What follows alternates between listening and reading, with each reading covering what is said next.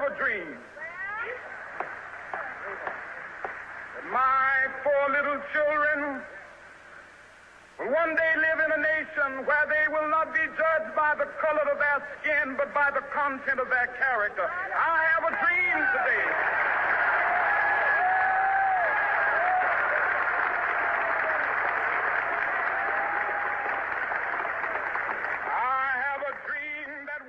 Oh, so, here's a question. Okay. Is it okay if I curse? Oh, yeah. This is internet, man. You cuss all you want to. I cuss all the time. All right, then. I just wanted to be sure. Okay, yeah. You totally cuss all the time. So, hey, Will. How'd your day go, man? Well, it's still going, sir. Not bad. Really? It's not great. Not bad. Mm-hmm. I'll go par for the course. Really? Yeah. I've been like at what, plus 11 right now on the golf course, because it's been a rough week, man. Jeez. Yeah, I've been just tired because I've been, as you know, the Super Bowl is in town, and I thought it'd be a great idea to volunteer, and it has been. It's been fun. It's been great, but man, it's been tiring. And then with my job and everything, payroll is done this week, and a lot of other stuff that's done this week, and running around doing all this other stuff. It's just been a really, really hectic week. So hopefully by next week things will start to smooth down again. You're sort of pulling a Tiger Woods type score. I know, right? No, well, yeah. I'm pretty much Tiger Woods circa 2017, not making the cut. Yeah, that's me right now. It's every week is getting worse and worse. Man, hey, man, look, right at least now. Your back doesn't hurt. Not anymore. It used to, but I've solved that problem somewhat with my back hurt and all that. So yeah, man. Want to welcome everybody to the What If podcast. I am Ugo, your favorite host of all time. And this week, my co-host is Will Morgan. Say hi to the audience, Will. Hello there. Greetings and salutations, fine people of the internets. Mm-hmm. So we'll tell the people about yourself and all what you do and what you've been up to, man. So I'm a part-time male model. And when I'm not doing fabulous things in the modeling world... he's lying, y'all. He's lying. He's lying. Listen here, Charles Barkley. Wow. You will not tarnish my legacy with this hate, sir. Man, just because I haven't won a ring doesn't mean I should be salty to everybody. I refuse to allow you. There's a new sheriff in town, Mr. Barkley. Don't hate on my male modelness. Back to what I was saying. Outside of my male modeling, I'm an avid photographer. I'm a filmmaker, and I also do some software development to keep the lights on and fight crime when I can. These are all of the things that I do. So do you have Phoenix Jones' phone number? Who? You don't know who Phoenix Jones is, dude? Phoenix Jones? Oh, man. When we're done with this whole rigmarole, look up Phoenix Jones in Seattle, and you'll see what I'm totally talking about, my friend. Wait a second. Does he owe? It sounds like someone who owes me money. Nah, he might. Oh, no. No, I know who Phoenix Jones is. Phoenix Jones is like the grown version of Kick-Ass, right? Yes. Man. Yeah. No, we don't work. We don't work. We're like a gang, not like a frat. Right? I see. We wear the same uniforms. We don't really work together. You don't really work together? Okay. It's like you're the Houston chapter and he's the Seattle chapter. Is that what it's all about? Right. Okay. No, I'm a set. We're not a chapter. Like, we do our thing. He does his thing. Okay. Yeah. Okay. All right. So you did bail him out when he went to court, right? Yeah. No. Okay. No. That's all on him. All right, man. Well, he shouldn't have got caught. he's what? No, I think did he punch a dude? You punch him in the shot. Every superhero knows this. Come on, man. I understand that, but like I remember I saw like videos of him like handing sandwiches out to the homeless, which is great. But I think there was a fight and he tried to break up the fight and I think he punched somebody and that's why he's going to court or something like that. Yeah, he punched some dude in the middle of the street. What they don't discuss to you in comic books are lawsuits, which exist in the real world. There's always that snafu of a lawsuit kind of thing. He needs a better name too. Like I don't look. Phoenix Jones, man. We can find you. Me and my former co-host a few episodes ago, we talked to, or my co-host Tony, great friend of mine, Tony. We talked about this, about what if there were superhumans in the real world. And I said the very first caveat, and it has to happen, there's no secret identities. You just can't do it. Like, no, in this world, it is impossible to have a secret identity. So I said no. He's all like, well, maybe. I said, no, just Tony, no. That's one of my caveats for this one. No secret identities, because we're gonna find out who you are. We're gonna find your government out. We just will. Yeah, someone you're gonna be on internet. They're gonna find you somewhere. YouTube, Tumblr, FetLife. Something about you's gonna come out the closet. If you're doing other things with that uniform, they're gonna find you. Exactly. So I have a secret identity. In 10 minutes on my cell phone, I can find out who you are. Trust. Yeah, they're gonna be like, yo, that's that dude that runs a dungeon. Leroy, is that you? Leroy, is that you? I don't know this. Leroy, that's you. Take on a goddamn mask. What would your mama say? What would your mama say you do it like this? Don't tell my mama. I mean, I don't know who that is. Exactly. Man. Well, like I said, I am volunteering all this week for the Super Bowl. The big game is on Sunday. Well, Will, I know you've been busy with everything, but you've been following the NFL season, my friend? If you want to call it that. I'm a 49ers fan, so. Well, so it's a rough season for the Niners. You know, good news. They have the second overall pick. Yeah, that's good news, huh? Yeah. You know what the good news about that is? Well, you know what the really good news about that is? What is the great news about having the second overall pick? Please tell me, because my team has had, top 5 picks for a while, in the previous years. So please tell me. That we didn't suck worse than Cleveland. That was it. That's the good news. Like, Cleveland still was the worst team. I couldn't stomach that. I couldn't stomach having a worse season in Cleveland. I see you say that.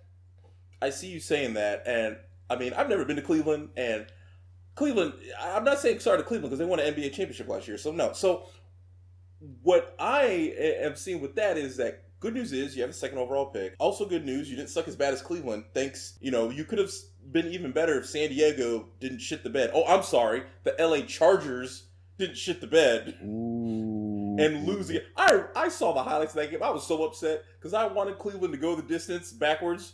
I wanted them to go 0-16 so bad. Because, 0-16, 1-15. What's the difference? What's Seriously, the difference? Either A, you go 1-15 and no one remembers you because you're just a shitty team, or B, you go 0-16 and go in the upper echelons of the 72 Bucks and the 2003 Lions and then the 2016 Cleveland Browns. The only 3 teams to go 0-16. You're gonna be in the record books. No one's gonna remember a 1-15 Cleveland Brown team. But everyone will remember an 0-16 Cleveland Brown team. Wait, so you're mad that they just didn't commit to sucking? Yes, they couldn't I am. Commit to the role. I am, actually. Yes, I am very. I remember in high school, and the Lions did the same thing. I was getting kind of excited because they're oh man, they're 0-14. They could maybe do this. They could maybe do this.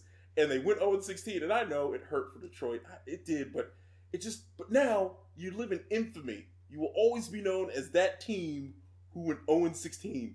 And Cleveland's gonna have that. Wait, but that's like being known as a dude who broke up with Beyonce because she had chip paint on her toenails. There's a dude out here that broke up with Beyonce for some stupid reason. But all of his friends know, he's the dude that dumped Beyonce when she wanted to marry him. But I ask you this question because I turn it on that as well. That dude who dumped Beyonce, right? Or whatever. Why do we know Ray J? No. Why? No. You can't. No. It's incomparable, sir. No. Answer the question, Mr. Morgan. Why do we know Ray J? Why? Because he was hanging out with Kim, and he's Brandy's brother, and he actually did have somewhat of a singing career. Blah blah blah blah blah. Brandy's brother, sure, whatever, fine. We only know him because he fucked Kim Kardashian on camera. No, you got it backwards. You only know the Kardashian name because Ray J fucked him on camera. You're sorry, Mom. Right. I wasn't gonna curse. No, but that's what happened. No. That wasn't lovemaking. You're absolutely right. I agree with you. The Kardashians would be nothing without Ray J. But notice how the Kardashians, which I have much respect for this sole reason, turned that incident into a multi-million-dollar empire. I respect that hustle. Now, is it built on a horrible, smutty sex tape? Sure, but they made lemonade out of lemons. Did they not? They did. They did, and because of that, Ray J parlayed that to a quote-unquote career in something. Because honestly, other than his spots in Moesha and his fledgling music career, would we ever hear about Ray J now if he wasn't fucking Kim Kardashian? I can't argue with that. At the bar, exactly. Same thing applies to Cleveland. Cleveland, why couldn't you be the Ray J of the 2016 NFL season? Oh, wow. Because the Kardashians don't go there. Oh, no, I'm lying. Because Tristan Thompson is now dealing with the Kardashians. Oh, that Kardashian curse? Well, we'll scratch that from the record. They do go to Cleveland, apparently. One of them does, at least, because Tristan Thompson plays there. I'm a Houston fan, all right? All Houston sports I represent, I want my teams to do well. I was so relieved when James Harden broke up with Courtney. Oh, man. Why, you thought he was going to actually play defense? Man, no, because we're sitting there thinking to ourselves, like, anytime those Kardashians get your claws, and look at Reggie Bush. Look at him. He won a Super Bowl, and after that, if you ever heard of Reggie, didn't he play for the Niners for like a game or two? How'd that work out? Hey, man, don't bring us into this. Don't. Once he got touched by the Kardashians, what is it? Chris Humphries was that other dude who played for the Nets? Yeah, hey, listen. I have a cousin who's really good friends with Chris Humphries. He's actually was his lawyer in his case against Kim. They went to school together. I can't speak ill of Mr. Humphries for personal reasons. Happy belated birthday, Lee, by the way. Good job. Yeah, but also the coup de resistance, Lamar Odom, huh? Man, what happened? Guy pretty much OD'd in a Vegas bunny ranch whorehouse. But she wasn't there. Like, you can't really blame her. They don't have to be there. They don't have to be there. They just have to be associated in that they're in some said type relationship. Remember, and just not even that, the one staring us right in the face. Remember when Kanye was actually transcendent and cool and he was on the upward trajectory? When did Kanye start going crazy? Okay, no. See, we're not going to... Kanye... I'm waiting, Mr. Morgan. When did Kanye start going crazy? After his mom passed. Okay, true, but what happened before that? I don't know what you're talking about. Are you going to plead the fifth, Mr. Morgan? Is that what you're going to do? Man, I can't talk about... Okay, so if you people who are listening to this, I know you really don't know me. I shoot music. I know some people. He's trying to make me a full-time crime fighter. I can't really go in. I'm just saying, man, Look, I'm just stating the facts, not alternative facts, the actual facts. What's the difference? Apparently a lot. I don't know. Not according to the president, man. It's all the same. He's a president, so he's right. You're not the president, sir. It's been a rough few weeks since... Man, I have never in my life seen as much shit go down in the first 2 weeks of presidency ever. Now... I've only really can remember as an adult maybe 2 beginning of presidencies, but man, just a lot of stuff has happened. I don't know, and I don't know if it's because the proliferation of social media and we all see things instantaneously. I don't know if it's that and a combination of his craziness, or is it just that we've gotten this bad that anything just turns into because when Obama became president in 2008, all right. Yeah, there were people that weren't they were upset. They did some things, burning an FG. I get that, but he didn't lose his goddamn mind in the first 2 weeks with executive orders, did he? I don't think he did. See, what you're doing though, what you're doing is you're trying to compare Breaking Bad to Love and Hip Hop. Right now, these are the shows we switched from.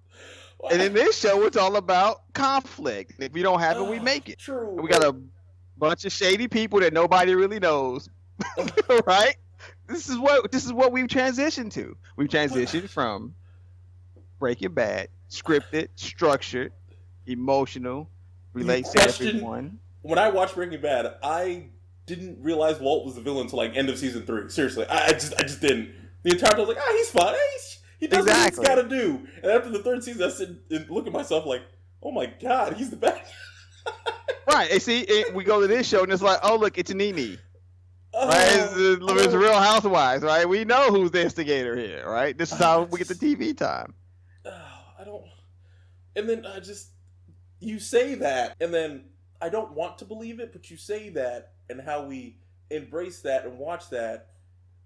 Then should we, even though we're upset, should we really be surprised at who we elected as president? If that's what we, you see what I'm saying, Will? That's who we are, man. But I feel that that's who the majority of us are. I don't know. Does that make me elitist? I don't know, but I feel a majority of us are that way. That's why we need people who will say, no, that's not right. I have to protect you from yourself. Because we do. We need people to protect us from You sound like ourselves. a liberal. You sound like a bleeding heart liberal. I'm just saying what I feel, and what I feel. I try to govern my life by logic. It's not gonna work in America, son. All I'm saying is, it makes sense that we should care about this planet, but the president and current administration kind of believes everything's fine. Oh man, this is debatable, sir. That's rough. This is debatable. But I will say this. One of the few, I guess, I wouldn't even say positives, but a few things that come out from what's happened in the last few weeks. Scientists are now saying, like, listen, we've got to start running for office. We actually have to be policymakers now. Because before, science was all like, okay, science and politics, they don't mix. We're not going to get involved in politics. We're just going to stay with our science. And now they're realizing, oh, wait, you won't even let us do our science? Now we have to get into a place where we can actually be allowed to do our science. And now you're starting to see, you saw the march on Washington with women. They're having marches for with science. Like scientists marching on Washington and things like that. Because literally, like, he gag-ordered scientists. He literally told all the scientists in the government, if you find anything cool, shut up. Don't say anything. And I'm like, wait, what? I'm trying to choose my words carefully here. Okay. Anytime you put a gag order on science, like science is all about discovery, publishing, sharing, all these other things. Keyword, right? sharing. Sharing is key. Right, this is the one place where everybody, countries share across the board. Yes. To an extent. Yeah. This whole situation with shut up the national park people, shut up the rogue Twitter accounts, because everybody's being silenced. Like, this whole shit is just, it's unprecedented. It's unheard of. It's very immature. It's very fucking childish. It's dangerous. It's dangerous. He is really King Joffrey from Game of Thrones. This motherfucker is King Joffrey. I love how people were worried that Obama was a fascist, and like, people were worried Obama would do this. He was there for 8 years. He did nothing like this. This guy's been here for less than a month, and it's just, I don't. You remember that whole Obama's executive orders, and he's a tyrant and a dictator, and this is disrespectful and disgraceful. Yeah. And I'm like, oh, this guy's getting shit done. Yeah, and I'm like, yeah, like the NBA had to fucking contact Congress and say, what happens when people go play in Toronto? Like, this is fucking real. The NBA had to call a president and be like, so we got people from these countries that got to go to Toronto and play. How exactly do we get them back here to finish the season? Oh, this is real life. Oh, speaking of real life, today apparently he hasn't done it yet, but he said he'll work. President Trump said he'll work hard to repeal the Johnson Amendment. Do you know what the Johnson Amendment is? Are you aware of what the Johnson Amendment is? No. Okay. The Johnson Amendment, from what I read, is this is an amendment where it bars nonprofit organizations from the church shit. Yeah, from picking political sides. So basically, he's now starting to merge church and state, pretty much. Yes, because that's what his base wants. Ah, okay. Yeah, that's what his base wants. Oh man, this is because the government should tell me to stay out of my church until the government is going to work for my church. Yeah. This is how these people work. Yeah. I said it. But just. And if you're offended, then you're probably them people. Oh well, just to know what I'm talking about. I don't know. But like I said before, I've said in future episodes. I'm not glad he got elected, but I'm glad this is happening because I feel in order for us to get better, we have to hit rock bottom. We have to be like in an alley with our pants down, our face bloodied up, and like literally asking ourselves, how did we get here? And from there, we get better. Because I think that's what we're going to be entering. We're going to be entering the rock bottom. How did I get here? I have to put away the bottle kind of moment. Because how's that working for Reggie Bush? Man, Reggie, I don't. Hey, Reggie Bush is a millionaire right now, so I don't know what you're talking about, man. It's working pretty well for him. He's got a Super Bowl ring and he's got millions of dollars, so I think he's good. So yeah, it's not like he won it with the Niners, but I mean, he's just All right, man. I'm not gonna crush your optimism. Speaking of people that used to be in the Super Bowl, who you got this weekend, man? You got the Pats from Boston, and then you got Atlanta, ATL, for the Freaknik. I love always saying the Freaknik because people from Atlanta said, "Man, the Freaknik was back in '95. We don't do that anymore." I'm like, I don't care. Hey, man, you're in Houston. You say the Kappa, everybody knows what you're talking about. Everybody says Kappa, we know what you're talking about. Exactly. Every time someone talks about Houston, they say drank. I'm like, yeah, I know we got lean. It's just what we are. I mean, you can't deny who you are. We got lean. This is just what it is. So, man, hey, so Falcons, Patriots. Who you got, man? Who you got? Patriots. Although I don't want it to happen. Yeah, I don't. Yeah. I'm not really riding with the Trump supporters over there. I don't really give a fuck about saying that on record. Wait. How are Patriot fans Trump supporters? I don't. Oh no, I'm just talking about Brady and Kraft. That's all. Oh, well, I mean, here's the thing. Although the NFL might be 85% like black males, or let's just black, I feel that around 60 to 65% would be Trump supporters. The reason I say that is because tax bracket wise, just like, hey, who's the man's going to take away the less of my money? Well, it's that guy. So, he might be crazy, but my money can shield me from his crazy. Yeah. I get all of that. Mm-hmm. But what I also get is that's selfish. And it is. And male model. I just can't stand for it, sir. No, you're right. You model 1 week a year for free for the children, of course. So you can somehow. I didn't say I was a pet. What the fuck? I said so you could raise money with your pictures for kids, not model for kids. Where's your mind going, sir? Oh my God, man. Where's your mind going? That is on you. That is on you. Personally, I feel that it's weird because if the Patriots win, we'd be like, we're already witnessing history. We'd be witnessing it right there, history.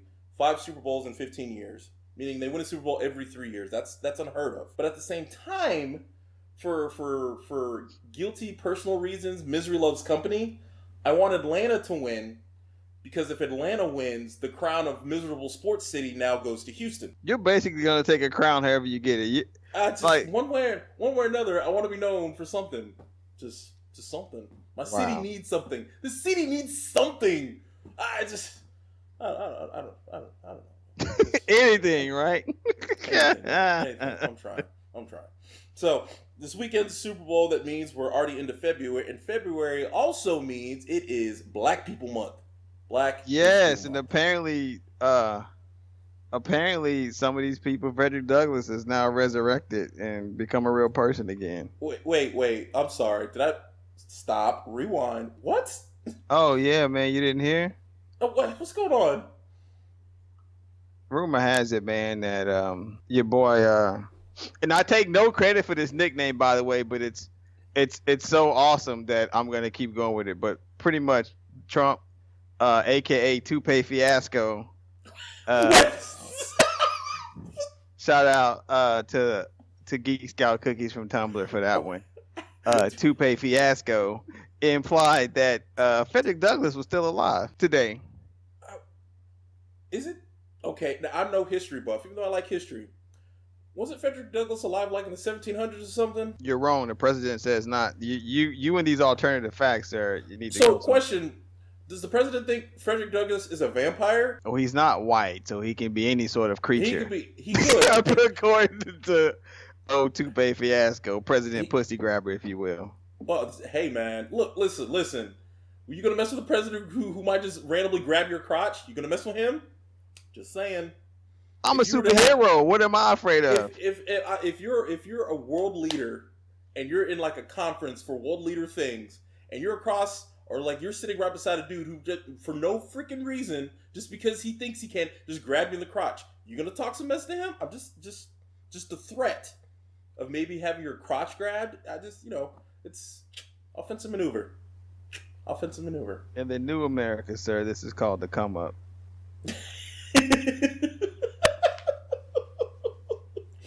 may not have a blue dress, but we'll make a story out of this. Oh man, what? Why you gotta bring up old shit, Will? Why you gotta bring up old shit? Oh my goodness. Apparently, the president brought up old ass Fredrick Douglas and had him at the White House today. I didn't pick up old shit. It's like the Walking Dead the Black History Month version of the Walking Dead. Apparently. So what exactly did he say? Like he still? How did he? He said. What exactly? I don't know. Did you want me? He basically.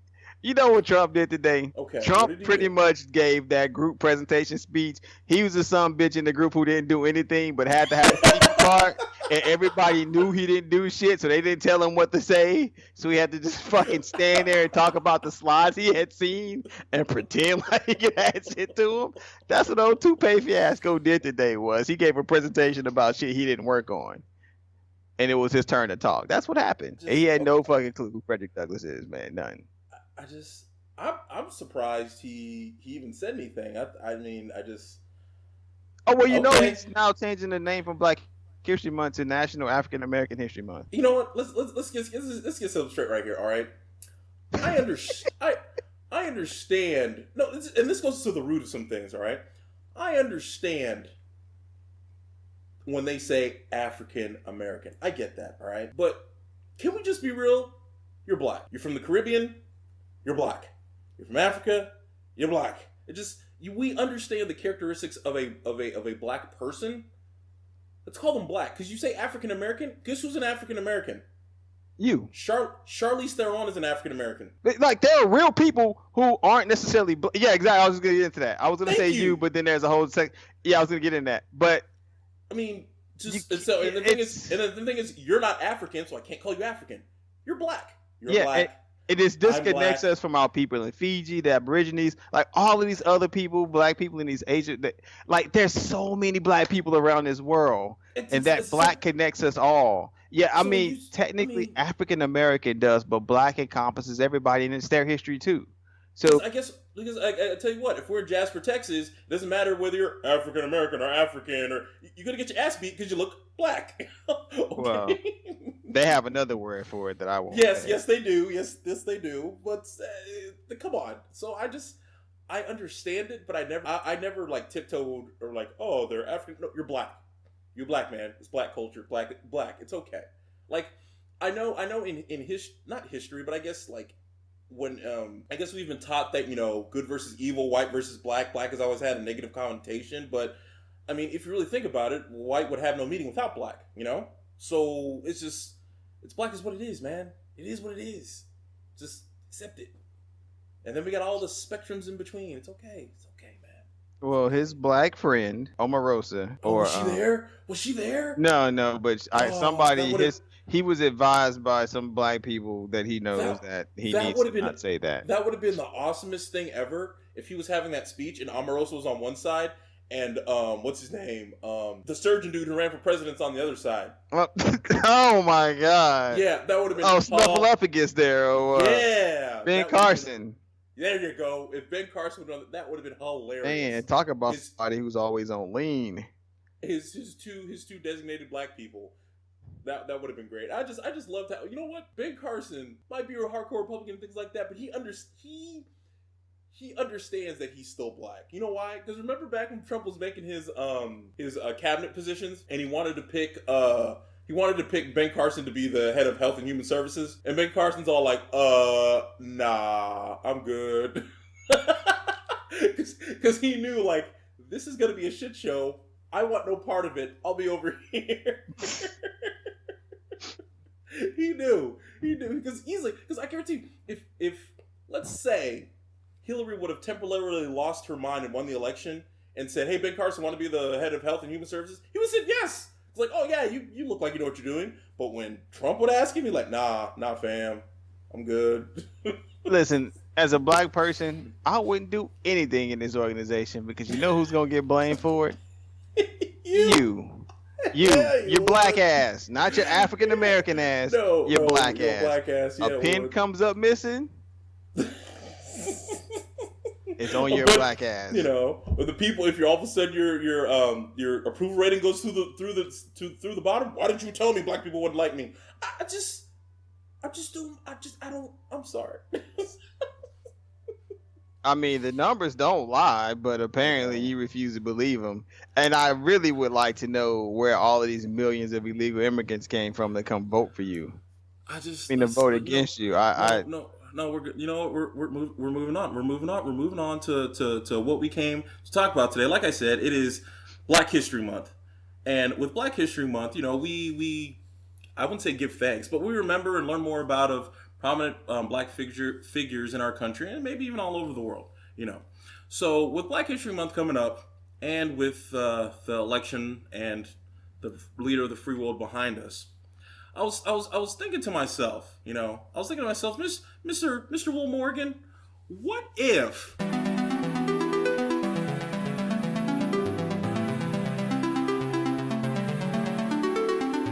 these four prominent figures were never assassinated? And the prominent figures I'm talking about are John F. Kennedy, his little brother Robert F. Kennedy, Dr. Martin Luther King Jr., and Malcolm X. What if these four individuals actually died of natural causes and not of bullets to their various bodies? So I was just, doing a little overall research and things like that. Let's just break down the timeline real quick. JFK, everyone knows, assassinated on November 23rd, 1963. He did a whole lot of stuff. Cuban Missile Crisis, Bay of Pigs, nuclear test treaty. He's the one that started us going to space. He said, we got to put a man on the moon by the end of this decade in the 60s. All this other stuff. He had an idea called the New Frontier, which was basically federal funding for medication, or for education, Medicare, which is basically healthcare for the poor and for children, and aid to rural areas. And also, he wanted to end racial discrimination. Then he was also very key to the civil rights movement, as we all know. Then, about 3 years later, Malcolm X was assassinated on February 21st, 1965. After reading up on Malcolm X, I could see why he was so, shall we say, angry. And you could see, the path he took and things like that. But also you saw around the end of his life, before he was assassinated, he started to soften up. He started to soften up. He started to try to be less hostile and more cooperative, as you will. 3 years after that, Dr. Martin Luther King was assassinated on April 4th, 1968 in Memphis, Tennessee. Of course, leader of the civil rights movement. Leader of the civil rights movement. He was real, I would say close with the president, but he had a line to the president and his little brother, Robert F. Kennedy, who was attorney general at the time. And here's a fact I didn't know that I read up on. Well, listen to this. I don't know if you knew this. When Martin Luther King was in college, right? He became involved with a daughter of a German immigrant, a white girl. And they became really involved. They got together, and he wanted to marry this girl.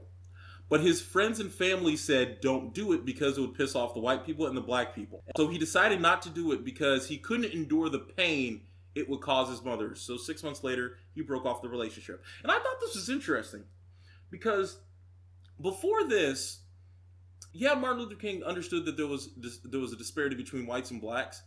But I feel that, and we can't prove this, of course, but I feel this would have been a catalyst moment in his life.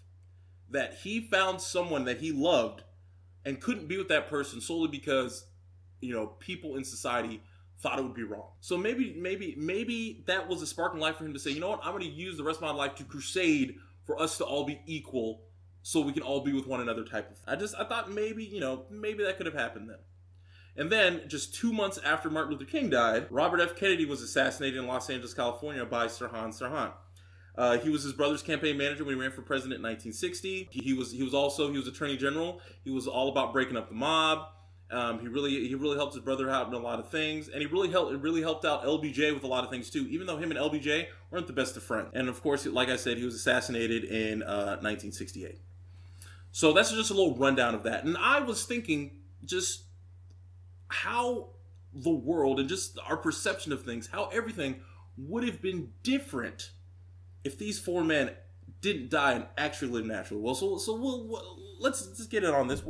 What are your thoughts and points on this, on if they actually survived? Well, let's walk back through this list that you have, because there's some interesting things here. Okay. And I think one of the biggest things you mentioned that I didn't know about was this, this other woman, Mm-hmm. if you will, and curious as to if the government knew about this other woman, because that would have been like, the 50 Cent Ja Rule's, like that would have killed everything. Well, the Like, thing is, with this other woman, he was still like in college. He wasn't the Dr. Martin Luther King that we knew of. This was before he was doctor. well, He like, was, yeah. was she like around afterwards if they were that in love? Like, you know what I Well, mean? I Like, think from what I read, he was in college, and because she was the daughter of like the cafeteria person who worked in the cafeteria, she was their daughter. So they were going out kind of semi secretly, I guess you would say. The friends and family knew about it, but his friends were saying like, "Dude, you got to break this off because this is no bueno right now. We can't really do this." And it said that he really did love her, and it just broke his heart to break up with her because it was either his mom or her, and he picked his mom. Which, I mean, say what you will, you can understand either way where he would go, type of thing. And I honestly feel, like I said before, I honestly feel that was a turning point in his life. That was all like, I don't want this to happen to anyone ever again. That they can't go out with someone solely because of the color of their skin. It's just dumb. And I think he combined. And I think they also even said he was a preacher, of course, a Baptist minister, and they were what I read was that around the time he was like a teenager in Sunday school, he started questioning a lot of things, like how Jesus was resurrected and things like that. And he's all like, "This doesn't really make a lot of sense," but he knew through the church and the connections in the church and the resources that the church had, he could accomplish a lot of things. So he was like, "All right, there are a lot of good messages in this book. But I don't take everything literally to heart. But there are a lot of good messages here," and he used that to go forward in what he did. okay, I'm on kind of the fence. I mean, but you can say it about the Bernstein Bears. It's a lot of messages. True. Absolutely. I get it, but I think that says a lot more about how forward thinking he was. Absolutely. Absolutely. That's pretty amazing. These are the types of things, this conversation, when I went and looked back, when we decided to have this conversation a while ago, I wanted to look at what everyone was working on. Yeah. When at the times of their deaths. And one thing that came up a few times was that he was sort of being marginalized. And it was like, he had some hit records before. And no disrespect, before we get hate mail, I'm just trying to find a way to make this. He's making an analogy, people. An analogy for the younger crowd who don't truly understand the impact of what being marginalized would mean. I'm trying to just give you an analogy here. It's sort of like he was a guy who hadn't really had a hit record, but was kind of iconic. So he didn't really sell a record anymore. But as soon as he dies, like the Spotify number spike. Oh yeah, that happens to any artist, whether it be Renaissance or recent or anything like that. Absolutely, yeah. Right. So that's sort of what they were saying was happening, was the momentum was sort of dying down, because civil rights was civil rights, not just rights for Black people.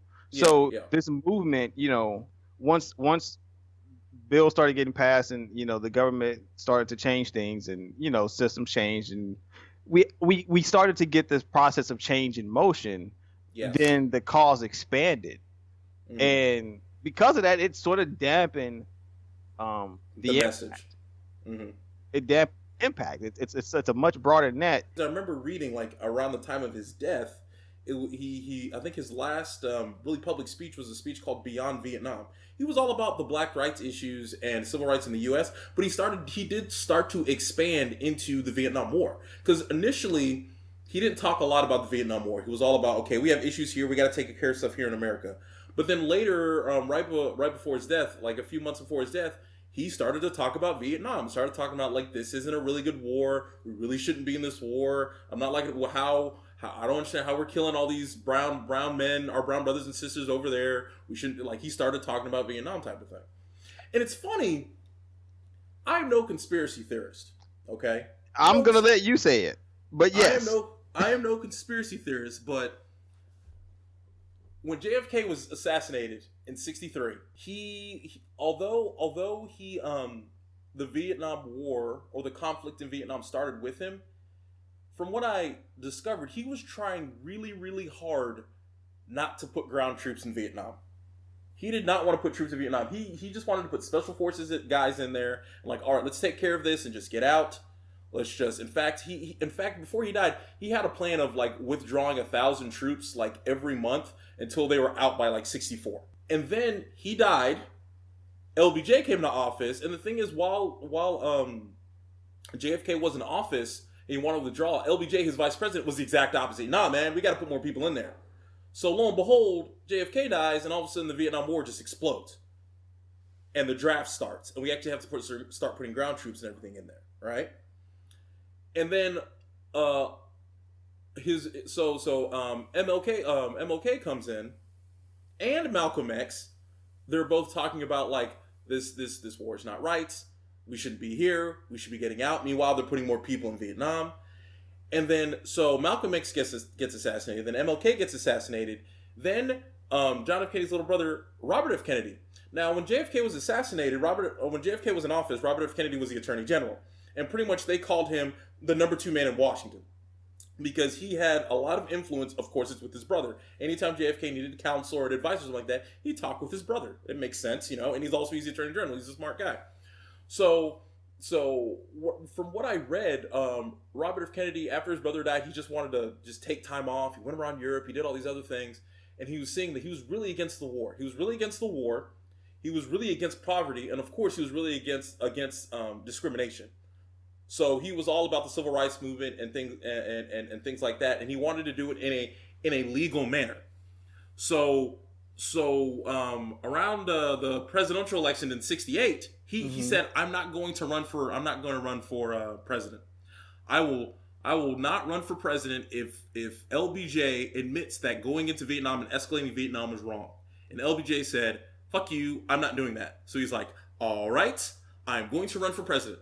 And the thing is, when he started running for president, there was already like 3 other Democratic candidates before him. Like it was McCarthy and I think Herbert Humphrey, the vice president at the time. So people are like, oh man, you can't run for president, you're going to split the vote, blah, blah. Kind of like with Hillary and Obama back in 2008. Oh, you're going to split the vote, da-da-da-da-da-da. But he was gaining momentum hard. Like he was rising through the ranks. He made a lot of sense. He was saying he was going to do all those other things. And then pretty much he announced his presidency, like I think in May of '68. And then what happens in June of '68? He gets shot by Sirhan. And it's kind of one of the things like, okay, so wait a minute. So JFK didn't want to get into Vietnam. MLK and Malcolm X are really against Vietnam, and they can really stir up the public. And RFK, if in office, would definitely squash Vietnam. And all of a sudden, all 4 of these guys are dead within like a 6-year period. Listen, man. Hold on. Let me lock my windows and let the dragon out before we get into this. Protections around these parts. Mm-hmm. One of the things, just looking at the culmination of all of this, right? Yeah. Kind of going back, and you were saying how Malcolm X had changed. Yeah. I don't know if one of the biggest things in this last speech, he talked about his trip to Mecca. Yes. Like the speech before the ballroom. And he says basically... This is after he converted he was in Nation of Islam and then he went to Sunni. They became a Sunni Muslim. Yes. Right. So he says, before he was told that, white people couldn't enter the mosque because they would change, the true form would be revealed and all this other stuff. And then he goes to Mecca to pray and sure enough, he sees... white people, blonde-haired, blue-eyed Muslims, yeah. Right? And it blew his mind. He's like, "What the?" Yeah, he was like, "Whoa, like this shit ain't for real, bro." One of you motherfuckers is lying. He didn't say that exactly. Elijah Muhammad wasn't the most outstanding guy, the leader of Nation of Islam. He was, he was a motherfucker. Let's just say that. Oh, jeez, man. Elijah Muhammad, dude, you know what happened, right? First of all, Elijah Muhammad, leader of Nation of Islam. Malcolm X comes in, real charismatic guy, gets in front of the cameras. Of course, Elijah Muhammad gets all jealous and tries to start sabotaging Malcolm X. Then all of a sudden, Malcolm X starts realizing you're not really as good as everyone thought. And what comes out? Elijah Muhammad is around fucking his secretaries in the Nation of Islam, even though they are strict about no extramarital nothing. And he's there fucking a second. And what does Elijah Muhammad say? He doesn't say sorry. Oh no, he says, well, in the Bible you see prophets fuck other women all the time. Like, wow, dude, really? Hey man, I'm just building an army of revolutionaries. And think about that. This because he wasn't just fucking them; he was impregnating them. Yes, exactly. Let's get that on record. He was impregnating them. If you really think about it, when Malcolm X went to prison in like 50, I want to say like 52. No, like 48. When he went to prison, he was down. He was his dad had died because he got run over by some racist dudes. His mom went to the psych ward, and later he finally got out of the psych ward. So basically, he was a child of the state. He got caught stealing. He went to prison. He is down on his luck. So when he finds a light, he found the light of the Nation of Islam in jail. And then when he came out, basically the leader of the Nation of Islam says, "Come with me. I want you to be one of my own." And all of a sudden, your idol and the person you look up to turns out to be that. Hell yeah, you're going to change, because clearly you could see when Malcolm X was Malcolm X, you could see that there was something that's like, wait a minute, this doesn't seem right. Although I know this guy's preaching this, but this doesn't seem right to me. And it wasn't until, I guess, it all came to a head and all those allegations came out. There's like, this isn't right. There's another way. And the thing is, he was finding that other way. Hell, he even found that other way. And then, unfortunately, 3 members of the Nation of Islam shot him dead. But see, I don't believe that. Oh, that's where I was getting to. See, let's took it there. Go back. I'm sorry. There's some things about that don't add up. There was no police. There's always police at this stuff. To me, what it felt like was an opportune time to kill somebody and blame it on the black person. Really. Okay. Right? It's the equivalent of, look, I want to kill this roadrunner. Mm-hmm. But everybody knows this coyote's been trying to kill him for all of these years. So I'm gonna wear like some coyote shoes and leave some footprints or some fur after I kill him and run off. It seemed like an opportune thing because the problem he was having was before you could paint him as an angry black person who hates white people. Mm-hmm. So you limit his impact, right? He's only riling up the black people you already control. Yeah. But now, this guy who you said is a monster is clearly not behaving as a monster and is clearly preaching out against the hate and the prejudice from the nation. Yeah. Now you got white people going, well, you might have a point. Right? So it's what happened with MLK. Yeah. Right? Yeah. It's all good till you start talking about the shit the government's doing directly. Exactly. That's what I'm saying. Like, notice when they started to broaden their horizons, Vietnam got shut down. Vietnam killed way more people than who was fighting in the fucking war. Oh, I'm saying, like, this is our money making. Home. Yeah, I understand. No, I that's what I was getting at. I'm like, Will, JFK wants to get out of Vietnam, dead. RFK wants to get out of Vietnam, dead. Malcolm X saying, hey, Vietnam's all right, dead. MLK starts saying, hey, Vietnam's not cool, dead. I just I feel like this is what I feel, right? I feel I'm making a timeline in my head, right? All right, because I'm all about the dates. JFK is nominated or becomes president in 1960, right? Mm-hmm. He becomes president in 1960. Vietnam conflict starts. It gets a little bit hot. He goes to Dallas. Instead of getting shot in the head, he gets winged in the shoulder. All right? He now becomes a target. The people of America galvanize around him. Like, whoa, you try to take out the president. What the fuck? He doesn't get shot. He goes into 64, wins the 64 election by a freaking landslide. Goes to 64 to 68, right? 64 to 68, a president can only have 2 terms. But look, his little brother, RFK, who's just like him, if not, honestly, RFK was a white Obama. He was like, he was more aggressive when it came to civil rights. He's like, we got to do this now, kind of thing. Yeah. All of a sudden in 68, RFK comes. 68 to 72, RFK's president, maybe 72 to 76. So you have 16 years. You have 16 years of a Kennedy presidency. Meanwhile, not only do you have 16 years of the Kennedy presidency, you also have advocates who at the time might not be political figures in MLK and Malcolm X. Malcolm X turns the corner from the Nation of Islam. Could you imagine? Because I think they only met once. Well, could you imagine if Malcolm X and Martin Luther King Jr. joined forces? I mean, you listen. I mean, the government was like, "Yo, like this is like the multicultural Voltron or Power Rangers for you younger folk." RFK, I was reading some stuff. RFK literally said he had an interview. He had an interview about a few years before he died. He said, "I feel in the next 30 or 40 years, a black man could be sitting in the same position that me and my brother are." He was off by like 6 years because he said it. I believe he said it in like 67, and Barack Obama was nominated in 2008. So he was off by like 6 years, and I honestly think that if RFK and JFK were still alive, now I could be totally wrong. You can shoot me down if you want to. If RFK and JFK were still alive, and Martin Luther King and Malcolm X were still there, because remember RFK and JFK got the government, but Malcolm X and MLK have like the people, the groundswell type of thing. I feel that if they were both president until 76, I feel by the mid or late 80s, you could maybe have had a black man as president by the mid or late 80s instead of 2008. Yeah, but now we got to go back and go look. If it ain't one of them, no, it would have been Jesse Jackson, and I don't know. But think about it, because although civil rights, with the civil rights movement and everything, but let's be real, a lot of the plight and a lot of the backpedaling of black people in this country was amplified by the Reagan era. Well, I was going to go there. I was going to actually get into mass incarceration, the crack epidemic, the lack of social programs. All these things. If you haven't seen the 13th, by the way, good people. I'm going to trust me. It's on my list. It's Oscar nominated. You haven't seen it yet? Man, it's on Netflix. Trust me. Will, I've been busy. Holy shit, man. Listen, I'm going to let you finish your point, but literally the 13th walks you through this whole shit step by step. I know.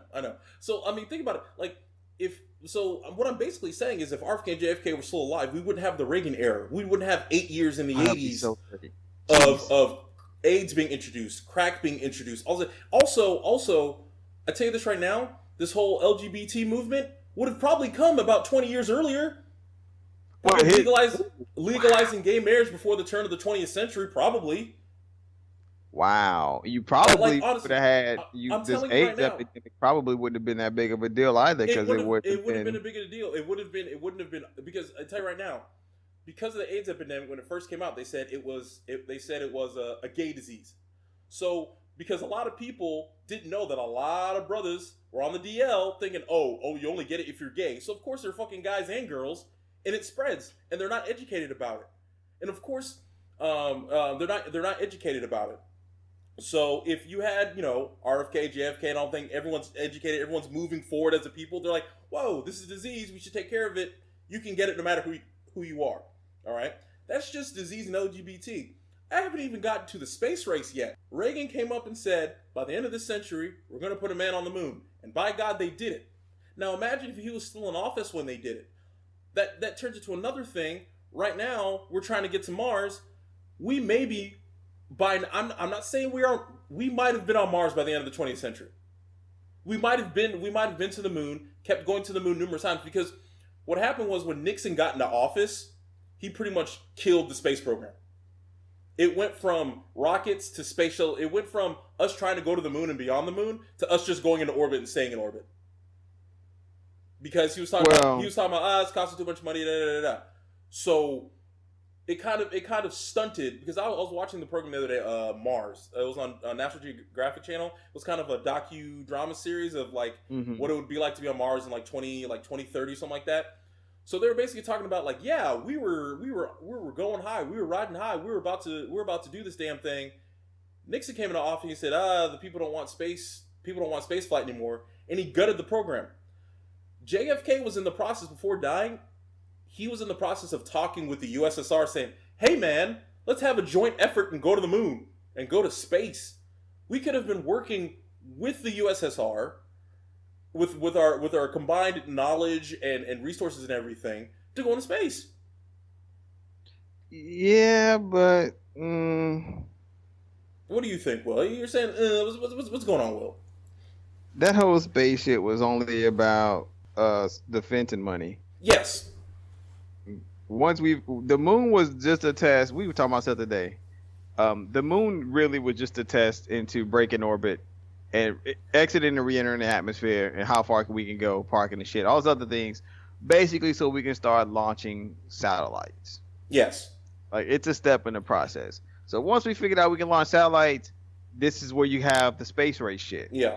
Now everybody is like, well, if you got a satellite, we got to get a satellite. Nobody's going to work together now because there's nothing matters. Like, space exploration has shit to do with the betterment of humankind. This shit is all about, I can put my gun up in the air above your country and shoot you from over here. And somebody had to go, well, fuck you, I can put a gun up here too. And that's what this is. And then someone said, well, look, it costs money to put guns up here. Let's make some money off of it. This is what space became. Space is just beachfront property, man. Like, yes, it would be. They're not gonna do anything real with, like we should. But the reality of it is, we should. And then, but maybe it doesn't happen. You're right. You're absolutely right. But I think it would have had a higher probability of people saying, "Hey, yeah, it's about putting guns up here," but also we're screwing over this planet. We need to figure out what else is out there. Like, and also let's not. Wait. Also, let's not forget, it is in human nature to keep going. It really is. If you think about it, we don't know. There's so many reasons of why we do it, but for some reason we keep saying, "Hey, what's over there? Let me go check it out. Hey, what's over there? Let me go check it out. Hey, what's over there? Let me go check it out." Because if we were like, "Nah, I'm good. I'll stay here," both you and me would both be in Africa, and the white folks would still be in Europe if we had that mentality. Well, Africa might be in better shape, but that's a different show. You could talk. Hell, this world would be in better shape. That would be if those white people stayed in Europe. That would be my first episode, actually. Yeah, but let's cut that out because I gotta go work in Hollywood. Mm-hmm. So what I'm saying is this. Right. What I'm saying. just to wrap it all up. Well, like, so overall, with these stalwarts of history, of American history, anyways, surviving. I told you what I feel the scenario would be. What do you feel if they survived? Their legacy would, like, if they survived to be the old ripe ages of 70, 75 or something like that. How do you think that would have changed the course of not just our history, but maybe world history? Yeah. So I know, and I was gonna say that my biggest thing was, like, there's so much that happened with the Cold War and all those other things that went on. I think we still would have had to deal with these things because, you know, that's an outside issue. But more importantly, man, the way this country would have responded, like, you would not have. I don't think you would not have had this crack explosion. Yeah. Right. Yeah. And you know, trying to explain to people what that means for the country outside of these communities, like this crack explosion was pretty much the exponential growth of the prison industrial complex. Yeah. Right. So you start to look at little things like that, like that's a whole industry. Privatization of prisons, and how Obama, before he left, or I guess Congress or something like that, they finally said no more privatization of prisons or whatever. I don't know how that's going to work out now that Trump's in office. I don't know. Well, they donate a lot of money, and so those, when you start to get into those types of situations, right, it changes so much about who we are as a country, because now you're looking at the way crime went. You're looking at the unrest, you know, in some of these areas, right? Yeah. You're not going to have. Imagine something as simple as, like, the Rodney King situation. Yeah. And we have the LA riots, where at the time we don't have leadership out on the front lines. Yeah. It's just angry people because we don't have representation, right? Yeah. So this thing happens. So you're looking at what's going on right now, like how this is all being caught on camera, right? Mm-hmm. And we're now searching for new leadership. You know, we're literally D-Ray and Jesse Williams, all those people are coming up out of the people. Yeah. Because there isn't, these people, now there are people still alive, but they're not present, they're not connected. Yeah. And I think what happens is this attitude, the attitude of us as a country changes. And I think what that means in a global sense is, once we get connected, once the internet comes into play and we're connected, the worldview of us is a little different. Like, I don't think we stop being the asshole superpower that we've been. Yeah. Like, in total, right? Because, you know, you're going to be the big kid in the yard. You you got to punch Yeah. motherfucker in the mouth. Like, that's gonna happen. After winning World War Right? II, yeah, you get to you get to have your say. Yeah, you know what I mean. Like, you still got to go out and square up every now and then. You ain't fighting all the time, but here and there, you got to go out and knock a few motherfuckers out. What I'm saying is, the worldview of us, I think our relationships with other countries, this dependency on oil, like that's some whole other shit. Like when you have, because these guys were true conservatives. Yeah. Like let's get this real. Like conservative did not mean like conservative button up and I don't do whips and chains and it's only missionary in my house. Like that's what conservative means now. Conservative now means no anal, right? That's what conservative means now. Yeah. Then conservative was like, hey, it's Captain Planet shit. Yeah. Right? Like that's what conservative was then. And so like this dependency, on foreign oil, like all of these things you're talking about, clean energy. Mm-hmm. I mean, honestly, man, you're talking about the housing boom. Yeah. You're talking about guys who were in place grooming other people, because it's not like these guys would have just taken the baton and carried the country into greatness. But what I'm saying is these guys have organizations. These guys mentor people. Yep. These guys are here as a living presence, and we're not looking at, a statue in D.C. in the B-boy stands, but we're talking about a real live human being who's influencing people. Yeah, he is in the B-boys. I remember the center. I'm like, yeah, he is in the B-boys. I mean, you can put some John Cardboard out in front of him in a Rock City crew, and you got a whole fucking. We got to do that. We got a whole. We got to go. Fucking. We got to go to DC, and in the middle of the night, just put a lot of cardboard and just put like a headband on the stage and just run away. Yeah, I mean, like that's what you got, man. Like you got like this old ass Ricky Powell photo. What I'm saying is like the influence changes the world, and I think globally, man, I don't want to deviate too far. One of the biggest things that I learned about this country is we don't export anything. Oh yeah. Right? Like our biggest export become. We are a nation of consumers, and our biggest export is either our guns or our media. Yeah, right. We sell off debt. Yeah, there you go. Like it's the housing crisis. That's where all of that shit came from. It was like, hey, we'll get people in debt and then sell that shit overseas. Yeah. So you start to look at, like the way this country like sort of shifted, and no one really gave a shit about the people. And when you start to look at some raising groups of people who actually are here to care about this country, it just changes the scope of who we are on all fronts. Financially, I'm talking about the educational system. Like it really does totally shift our position in this world. Right now, people are running around like Dallas Cowboys fans, and if y'all are mad about this, fuck you, because I don't like Dallas Cowboys fans. Shots fired. Delusional. This is Tony Montana shots fired. I don't care. At me at X Factor, you want to talk about we'll get to that later. We'll get to that. But yeah, you all on. But what I'm saying is this: right now, we're running around like some Cowboy fans yelling, "We're number one," and we ain't even in the playoffs. Yeah. And that's this patriotism you're talking about. Well, this is my team, and I'm gonna just say it and believe it. I'm like, no, these are alternative facts, bro. Yeah. Meanwhile, kicked. Meanwhile, your rivals, aka China and Brazil and the other countries, are drafting well. They're starting their young talent, and they're building through well. While your team is bloated with all your old signing veterans who are about to retire or break down completely. Yeah. Bro, they building the Patriots across overseas. Oh yeah, it's about to get real. I'm telling people like, you have a kid right now. You might want to start teaching them Mandarin. I'm just saying. Or something. Yeah. Mandarin. You better learn something. Yeah. You better get in line. Yeah. Because and that's the thing. Say like, and here's the kicker. We know what it means to be on the bottom rung of shit and to be oppressed and to sort of have to fight your way through. Yeah. This country as a whole, they don't. They haven't for about 120 or 130 years. They haven't. No. That's why Donald Trump became president, because you believe, and I'm gonna say it, the nigger caused all your problems. Yeah.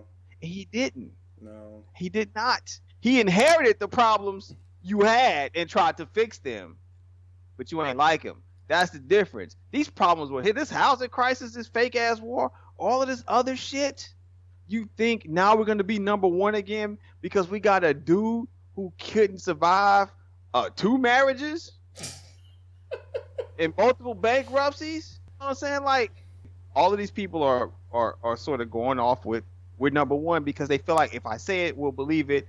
And Trump's a winner, so he's going to make us all winners. Trump's never made anybody else anything. If anything, he's made a lot of the stuff he's made at the expense of others, but, you know. That's all he does. Remember, he didn't even fucking make all his buildings. I told you the other day, like most people, a majority, like, do you like your boss? Most people say, like, nah, not really. Well, you just made your boss control every aspect of your life now. Like, you only have to deal with your boss from, like, when you're at work. When you're not at work, you have your own life. Now your boss is boss of your entire life and everything you do. Like, he runs your house. You voted your boss into office. Like, and he'll kick you out this bitch. Exactly. And being fired by your job means you just don't have another job. Being fired by the president means you're dead or you're out of this country. If you're lucky, you're out of this country. If you're not, you're dead.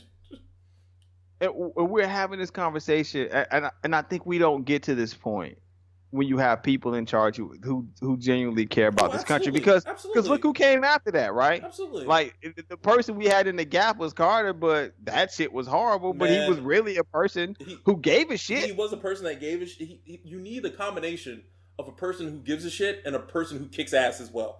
And that person, honestly, was RFK. Robert F. Kennedy was that person. He was a hard nose. He'll fight you. He will fight you in order to help the poor and to help the needy and to help. He would.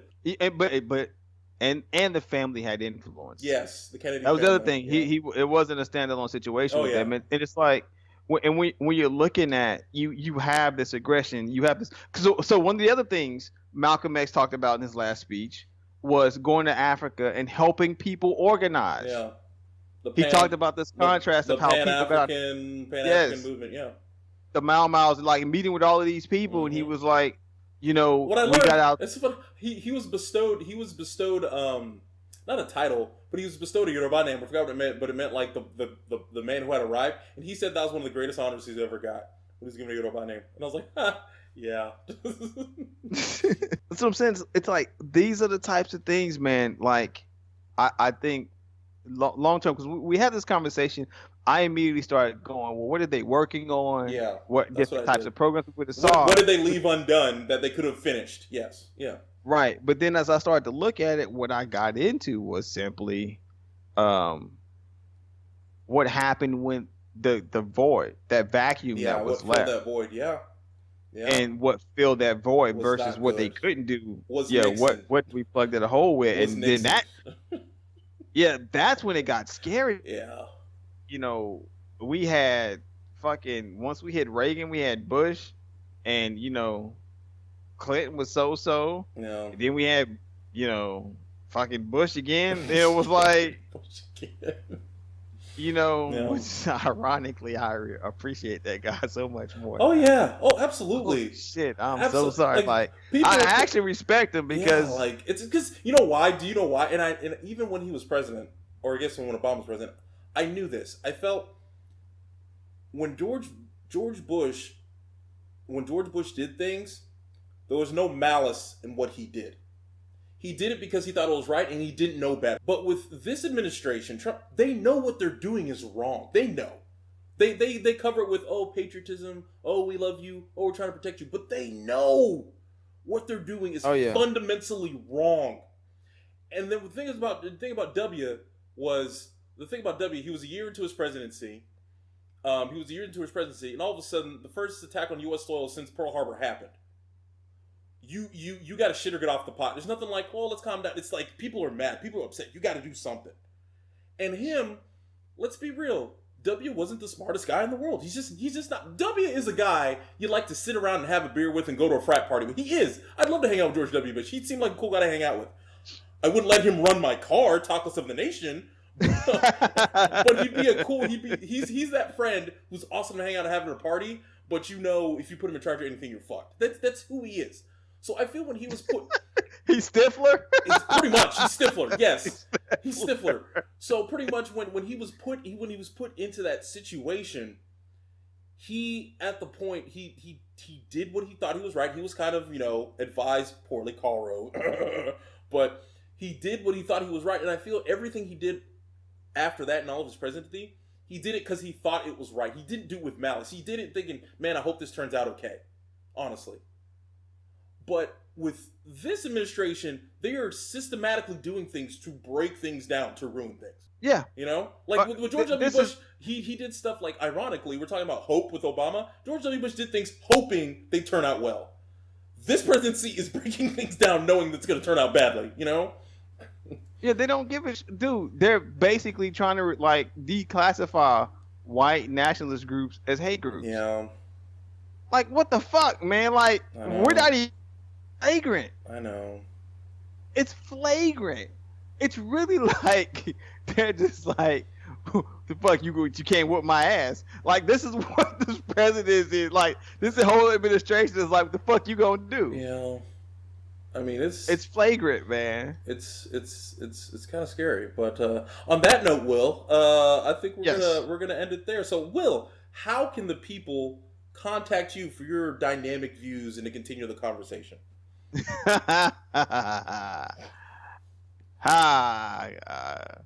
I don't know how many Cowboys fans you have listening. Man, a lot. So please, how can they contact you? Will, give them your info. Find people of the internet. You can find me just about everywhere: Twitter, Instagram, Facebook. Well, I'm not gonna add you on Facebook if I don't know you. Tumblr, Xbox Live. My tag is X Factor. It's spelled in a very playerific way. Spell it out. Because I'm a male model and this is what I do. Mm-hmm. It is spelled XPHAQTOR. And it's not because I'm ethnic. It's just phonetically different and it saves me money on SEO optimization. It's because he's ethnic. You don't know I'm ethnic. Just because I said the N-word doesn't mean I'm ethnic. Okay. I have permission. I got you, Will. So wait, so we can get on you what? List again all the ways we can get you with the same name, X Factor. How again? Just Google it. Unless it's bad, then it was Ugo. Okay, gotcha. X Factor everywhere: Twitter, Instagram, Tumblr, Xbox Live. Hell, I think I'm even on the PlayStation Network with it. That's pretty much my handle everywhere I go. Come check out my photography. Book me for some stuff. I still shoot. I do films. I write. I sing and dance. I save kittens out of trees. Like a minstrel show? No, kidding. Okay. We got jokes. Just remember, I've never got caught for assault. I'm not that other guy. Oh, I see. I'll come see you. Mm-hmm. Well, like I said, guys, if you want to catch us, the What If Podcast, this will be on YouTube. Just leave comments below. I have an arrow pointing down to leaving comments below. And you can also catch the latest episodes of the What If Podcast on SoundCloud. So go to SoundCloud, type in the What If Cast, or just SoundCloud / the What If Cast. You can email me all your what if scenarios. This show runs on what if scenarios. So please, if you have any questions, if you have any comments, if you want to have more disses at Will, you can go directly at X Factor, or you can email them to thewhatifcast@gmail.com. Or if you're on the go and you only need 160 characters, you can get at us on Twitter. We're on Twitter at _whatifcast. And of course, we're on Facebook. So just go to Facebook and look up What If Podcast. So we're on all those social media things. You can get at me. And, I love you guys. And this is what makes the show run. So please be interactive and get back at us. Well, Will, it was an honor being with you tonight, sir. My pleasure. And I enjoyed every minute of it. And sooner or later, I'm going to have you back and we'll have some kind of other great scenario. So until... we can talk about? We can talk about what if Michael Jordan never retired. Because I want to talk to you Rockets fans out there. Look, you just because I rep Chicago Bulls. Just spray. Go right ahead. You just spray and pray, Will. Just spray and pray, aren't you? Just shoot everybody. Just leave some for next time, Will. Leave some for next time. Let's go. Go ahead and finish this. Close it out. I'm so sorry, sir. Go ahead and close it out. So until next time, guys, I'm Ugo. This is Will, and this is the What If Podcast. We will see you next time. Say bye, Will. Peace.